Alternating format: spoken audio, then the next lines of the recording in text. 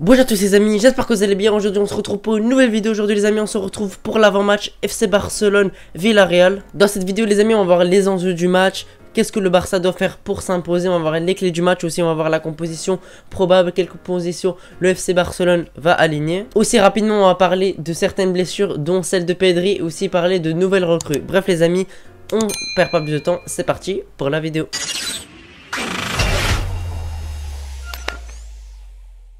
Alors les amis, après la victoire du FC Barcelone contre Cadiz à notre stade, pas le Camp Nou, malheureusement on a pris les 3 points. Donc les amis, actuellement on a 4 points à égalité avec d'autres clubs. Il y a 3 clubs qui ont gagné 2 matchs de suite, dont le Real Madrid, le Rayo Vallecano et Valence. Donc on est derrière eux. Donc il faut absolument s'imposer, prendre les 3 points contre Villarreal qui n'est pas une petite équipe. Attention les amis, très important de gagner ce match. Pourquoi? Pour essayer de rattraper déjà les premières équipes qui ont gagné leurs 2 premiers matchs. Parce qu'on a perdu malheureusement 2 points sur le premier match. Il faut absolument les rattraper et donc être sur une simplement être sur une série de victoires assez conséquente. Donc les amis, faut pas se rater contre Villarreal. Surtout que ça fait un bon bout de temps qu'on n'a pas perdu contre Villarreal à l'extérieur. Il me semble que ça fait quasiment 15 ans. Donc ce qui est énorme.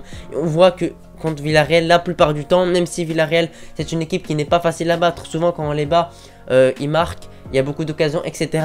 Mais c'est plus facile pour le Barça car Villarreal se découvre, joue au foot simplement, laisse des espaces et ça leur coûte très cher et ça les fait souvent perdre contre nous malheureusement pour eux. C'est pour ça que contre Cadiz ou contre d'autres équipes compliquées comme Getafe qui jouent tous derrière, qui commettent beaucoup de foot, etc.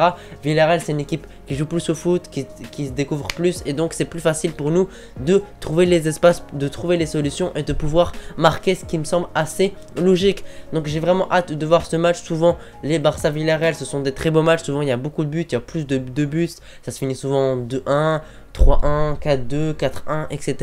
La plupart du temps il y a plus de 2 buts, donc franchement j'ai hâte de voir ce match là. Malheureusement on a eu un blessé assez significatif, Pedri. Également on a d'autres blessures malheureusement, celle de Araujo, celle de Inigo Martinez, celle de Christensen. Bref on est vraiment décimé en défense malheureusement. Et en plus on a perdu notre meilleur milieu, donc franchement ça peut nous poser vraiment des soucis.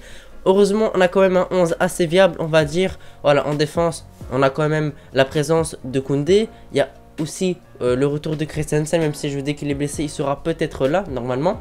Il y aura également Baldé qui est franchement incroyable en ce moment. À droite malheureusement, parce qu'il y a des blessures, il y aura Sergio Roberto. Milieu de terrain on devrait avoir un De Jong, un Oriol Romeu, un Gundogan ou un Gavi. Bref les amis, il va falloir compter sur 2 joueurs. Franchement moi je compte sur 2 joueurs en particulier. Nos 2 attaquants, tout simplement nos 2 vrais attaquants. Parce que souvent comme 3e attaquant on a milieu de terrain, mais moi je le considère pas quand même comme un vrai attaquant. Je le considère comme un faux ailier qui fait le rôle d'ailier mais qui apporte surtout plus comme un milieu de terrain. Moi je compte sur Lamine Yamal. Je sais il a 16 ans mais je compte sur lui parce que franchement ses dernières performances ont été vraiment excellentes. Donc j'espère qu'il va continuer comme ça et qu'il pourra marquer son premier but avec le Barça. Et franchement ce match là je le sens bien. Et Lewandowski qui fait franchement un début de saison assez décevant. La pré-saison n'a pas été incroyable. Les 2 premiers matchs en Liga pour lui n'ont pas été incroyables. Donc voilà, il va commencer quand même à avoir des critiques les amis. Ça me semble assez logique parce que c'est notre buteur. Il est censé nous sauver, il est censé marquer des buts. C'est quand même notre numéro 9. Surtout qu'on n'a pas beaucoup d'attaquants. Donc on compte quand même sur lui. Malheureusement il n'est pas là. Donc voilà. Il est absent dans les matchs, donc j'espère que dans ce match-là, il pourra se réveiller, il pourra marquer, il pourra se montrer décisif enfin. Et pour Lamine Yamal qui a 16 ans, franchement, moi je veux pas qu'il marque absolument un but. Franchement, ça m'est un peu égal. Juste s'il marque un but, ce sera très bien pour la confiance. Mais sinon, qu'il continue à dribbler, qu'il continue à proposer, qu'il continue à faire ses passes, ses centres, etc. Franchement, il aide beaucoup le Barça. Et j'espère vraiment qu'il va continuer comme ça et j'espère vraiment qu'il va continuer à être titularisé. Bref les amis, maintenant les clés du match, ce qui est vraiment important c'est de profiter des espaces de Villarreal parce qu'ils en laissent beaucoup, parce qu'ils ont beaucoup de joueurs de football, ils jouent haut, ils jouent vite, ils essayent de simplement nous déborder en défense. Des fois ça marche, des fois on encaisse des buts contre eux, même plusieurs. Donc faut profiter de ces moments là où on fait une récupération de balle. On compte sur Oriol Romeu de faire une bonne récupération de balle à certains moments. C'est un vrai récupérateur, donc j'espère qu'il pourra les faire au bon moment et de relancer rapidement l'équipe. Également notre défense qui sera un peu expérimentative parce qu'on aura beaucoup de lacunes à cette défense là. On aura un Sergio Roberto très probablement. En charnière on risque d'avoir un Eric Garcia également. Donc voilà, va falloir compter sur notre défense, qu'elle ne penche pas trop, qu'elle se fasse pas trop déborder par les attaques simplement de Villarreal parce qu'ils ont des très bons attaquants, ils se créent beaucoup d'occasions, donc à tout moment on peut se faire simplement déborder et être en difficulté. Et aussi notre milieu de terrain, on compte sur un milieu de terrain qui pourrait dominer celui de Villarreal parce que eux ils ont un bon milieu de terrain. On compte sur De Jong, on compte sur Gundogan, on compte sur Oriol Romeu s'il joue, on compte sur Gavi s'il joue, de simplement bien les déborder, trouver les espaces, faire des passes qui simplement dépassent que les défenseurs et l'équipe de Villarreal en général ne s'y attendent pas. Maintenant les amis, on va passer à la composition du Barça.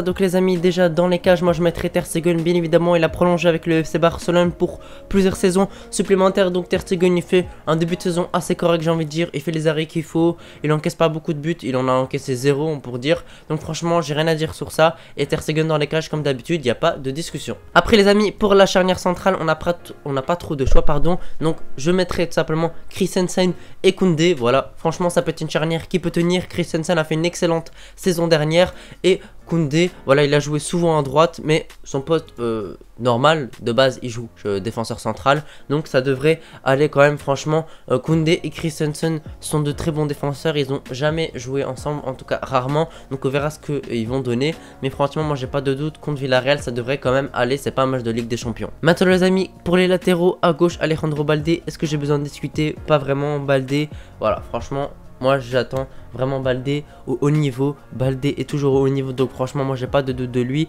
et j'espère qu'il va continuer comme ça parce que franchement Baldé c'est vraiment du top, c'est vraiment le top. Et voilà, j'ai rien à dire d'autre de plus. Il apporte offensivement, il apporte défensivement, souvent il est dans les coups où on marque, quand on marque souvent il est impliqué dans une passe, dans une accélération ou quoi. Donc franchement Baldé titulaire indiscutable jusqu'à la fin de la saison. À droite malheureusement Sergio Roberto parce que voilà, on n'a pas trop de choix. Sergio Roberto, moi je veux qu'il quitte le club, mais bon voilà, il va dépanner à droite, j'espère qu'il va tenir et qu'il fera pas n'importe quoi.